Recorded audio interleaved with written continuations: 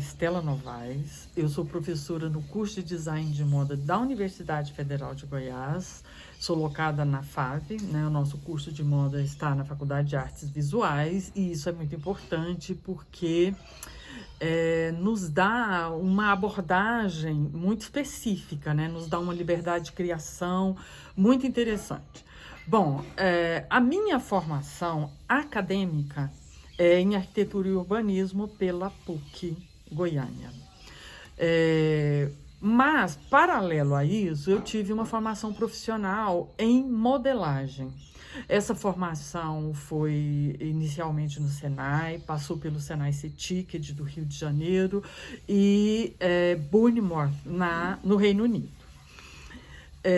Além disso, quando eu resolvi mesmo abraçar a carreira acadêmica, eu fiz um mestrado em cultura visual também na FAV e depois um doutorado em história da moda, né? Um doutorado, na verdade, é um programa de história, cultura e civiltà na Universidade de Bolonha, na Itália.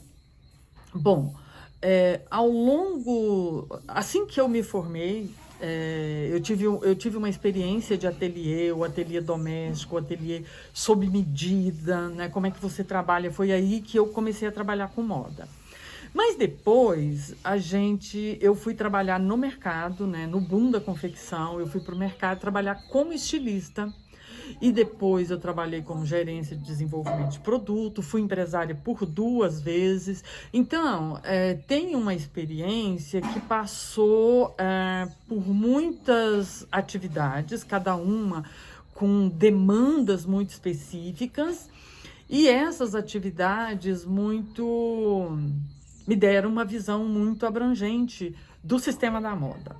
Bom, quando eu fiz o mestrado, eu trabalhei, o meu objeto de pesquisa foi uma atividade de modelagem de tecidos em pedra que eu desenvolvi, uma estratégia de ensino-aprendizagem que eu desenvolvi a partir da 2ª turma para quem eu ministrei modelagem no curso de design de moda lá em 98.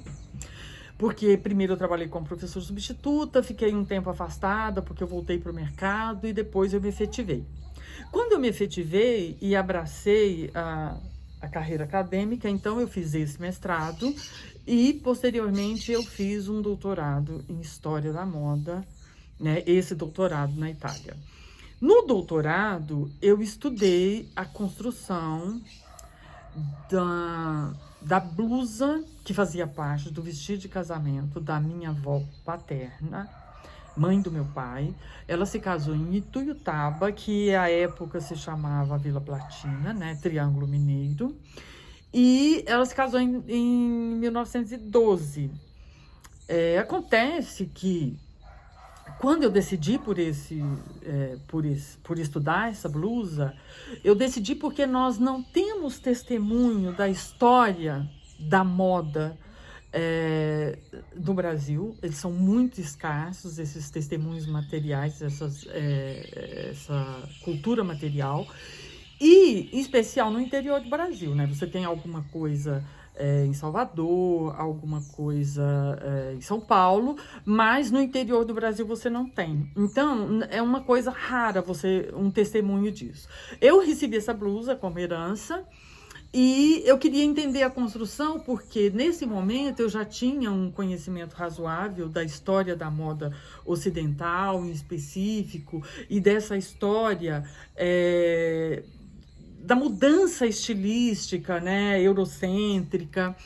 Eu já tinha uma noção disso e a maioria dos historiadores davam os créditos de criação ao corte viés a Madeleine Vionnet, que é uma couturière francesa que trabalhou no entreguerras. Então, foi no entreguerras que ela teria criado o corte viés. Acontece que essa blusa, ela tem um corte viés, né? E ela foi usada muito antes, em 1912. Então, aí tinha um problema, uma conta que não fechava, e isso despertou muito a minha atenção, porque era uma blusa de concepção francesa.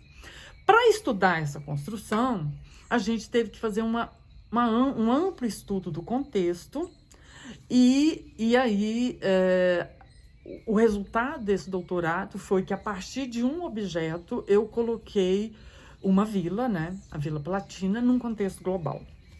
Então, o resultado foi um resultado maravilhoso.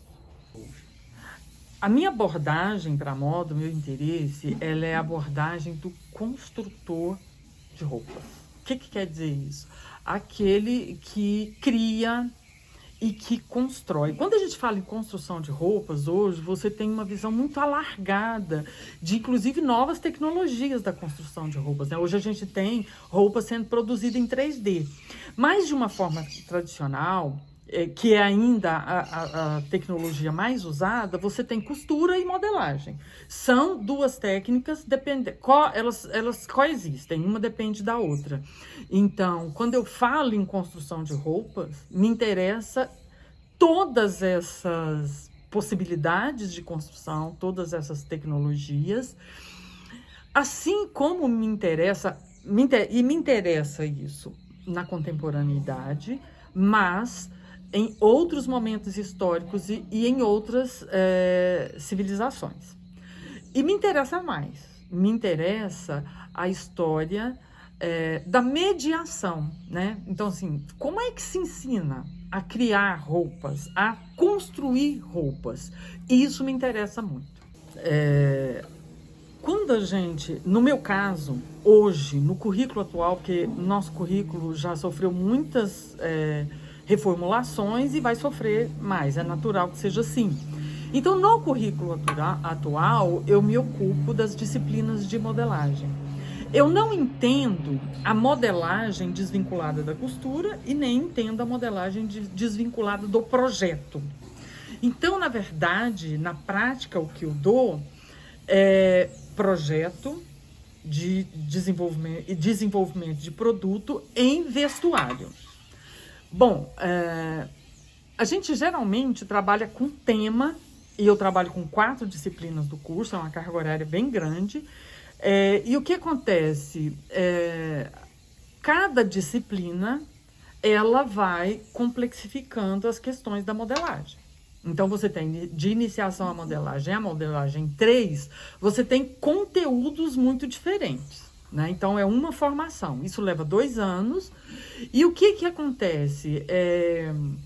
Esse aluno, quando a gente trabalha com temas, dentro das demandas da disciplina, a gente lança um tema e o aluno vai explorar esse tema. Então, quando ele explora esse tema, ele vai determinar, e isso é uma liberdade que o aluno tem, que tipo de roupa que ele vai fazer dentro daquela temática, dentro das demandas da disciplina, para quem ele vai fazer, que tecnologia ele vai usar, né? E é sempre uma viagem muito grande, porque nesse processo a gente pesquisa e, inclusive, eu aprendo muito, né? Nesse processo. Então, surgem as mais diversas questões, sem contar que depois o aluno, ele volta para mim em orientação de TCC, esse tipo de coisa. Então, hoje, a gente discute modelagem responsável, a gente discute zero waste, que é a modelagem sem resíduos, ou resíduo zero, ou resíduo mínimo, né? Porque a gente muitas vezes não chega a isso. Em 2018, uma orientanda minha ficou em 2º lugar no concurso nacional de modelagem, defendendo isso.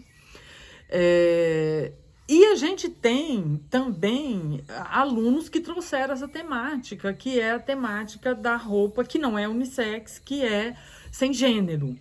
Sem gênero e que você pode usar de várias formas, né? Então, isso é uma demanda que o aluno traz. Mas sem contar que a universidade, a FAV, hoje tem um curso de design de ambientes que está sendo reformulado para design e sustentabilidade.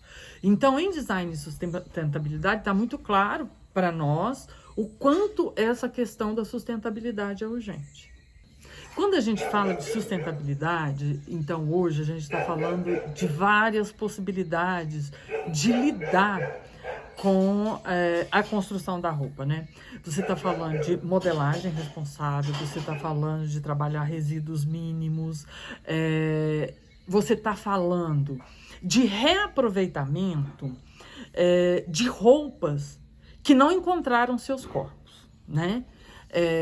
Que existe aí uma possibilidade de reconfiguração dessa roupa que, por mais que que a indústria trabalhe com essa possibilidade de criar uma roupa já direcionada para satisfazer a demanda do consumidor, nem sempre ela alcança. Por uma questão ou outra, essa roupa não encontra esse consumidor. Então, o que a indústria produz de resíduos, eu posso inclusive mandar uma matéria para vocês muito interessante de um país da África que tem recebido todos esses resíduos e que está virando um grande lixão, né? Então, a gente tem realmente que repensar a produção da roupa, porque ela só faz sentido se ela atender a esse consumidor, alguém que vai vestir essa roupa, né? E aí a nossa indústria, na minha área, ela tem muitos problemas, que é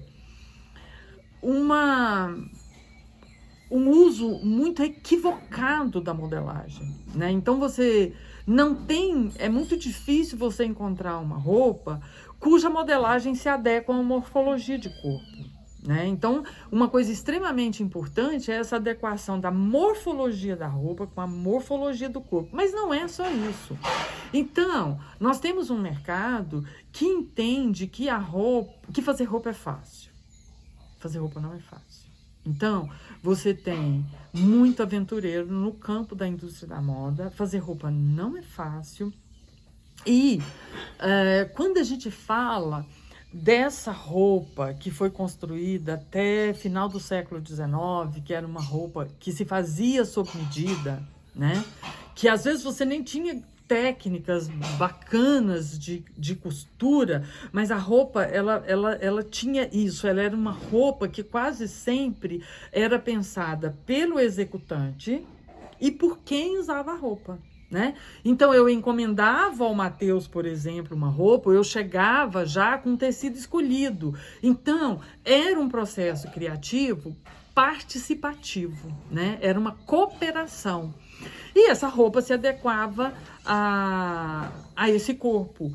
Então, você tinha menos produto no mundo, né? Então, as roupas eram necessárias, eram roupas que eram usadas, que depois era passada de um para outro, e quando elas não podiam mais ser usadas, elas se transformavam em pano de limpeza. Então, era uma roupa que era literalmente consumida.